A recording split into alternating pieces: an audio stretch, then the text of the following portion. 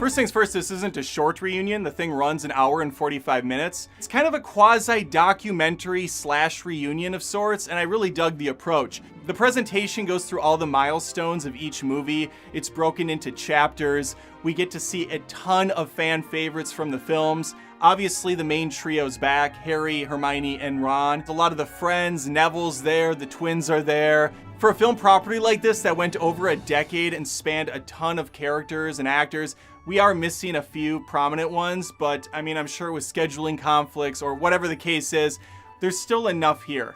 There's still enough to make people smile. I watched it with my wife and 2 kids. We had a blast. Well, my son, who's 9, a little too young for this. I mean, it's not the most exciting thing to watch if you're a kid. So if you have a young child, they might not be appreciating it the way you are. I'm going to talk about spoilers here, so if you haven't seen it, I mean, watch the movie first, then come back and you can hear me talk about it a little bit if you want. Spoiler though, they finished all the movies and they're all charming, lovable people. I guess I should address the hippogriff in the room, and that's the fact that J.K. Rowling is not in this, but she is at the same time. They took interview footage of her from 2019, sprinkled it throughout, kind of spackled it around. And a lot of the actors and directors do reference Jo a lot. So it's not like they swept her under the rug and pretended she doesn't exist. She is very much a part of this celebration, even if they didn't invite her back per se. If you've been living under a rock or don't like Twitter, good for you. Unfortunately, I know all this crap, so I'm familiar with J.K. Rowling and her stance on the trans community. She's very openly against it. It's a weird hill to die on, if you ask me. I personally don't get why she's so obsessed with it. She's constantly trolling and asking for hate back her direction, especially when in the past she was kind of the open-minded author who celebrated all walks of life. And she also went out of her way to kind of reinvent her stories and be like, oh yeah, Dumbledore's gay. Hermione could have been black. I never wrote her as any specific color. It was almost annoying how much she pretended to be progressive in her tweets, but then she was just like all in on, okay, now I'm gonna piss everyone off. I just don't know what she's up to, why she's choosing to go down this road. Like, I have enough going on in my life, and I have enough shit to worry about. I don't care what my neighbor down the street's doing.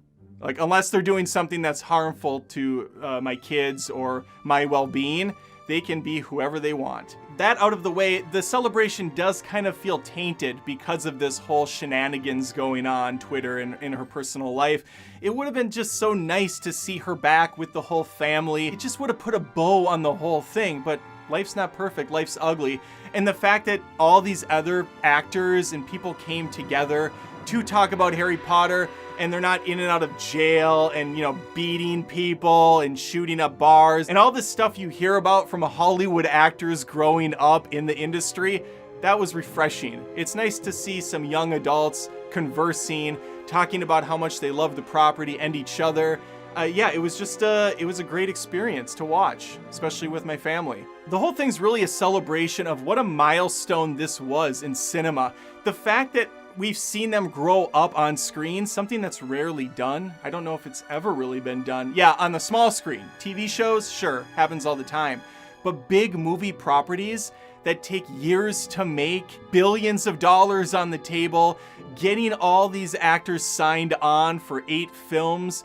I mean, what an ordeal. To manage that, to keep the connections tight, to keep people from walking out. I mean, it really is an achievement that should be celebrated, especially when these movies are so great. It doesn't shy away from talking about its roots either, which I loved. It goes into the phenomena that was the Harry Potter book series and how it brought a new generation of kids to the table to read.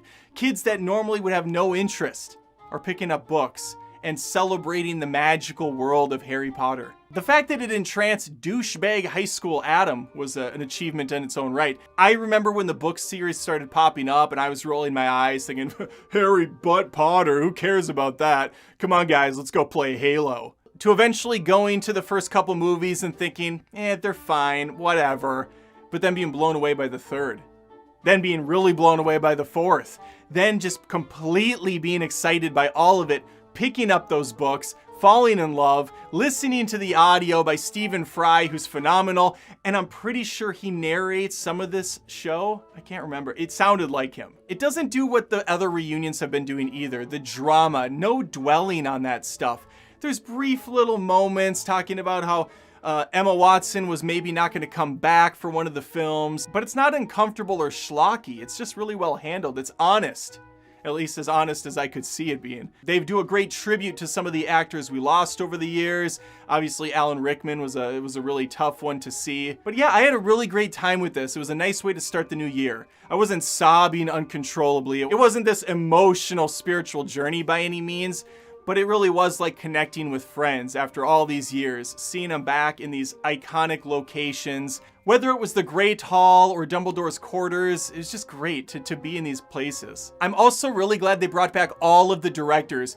Christopher Columbus was there. He seems so awesome to work with. Alfonso Cuarón for the third movie. Obviously David Yates in the later ones. It was so interesting getting the different insights they had into these pictures and just how much thought they put into it. It really stands out from films like Space Jam 2 these days, doesn't it? You just know there's so much more passion and thought put into the property. Overall, this was a great experience, and once again, a phenomenal reminder of just why I love films so much. How you can escape into a completely different world, have new friends and experiences to enjoy.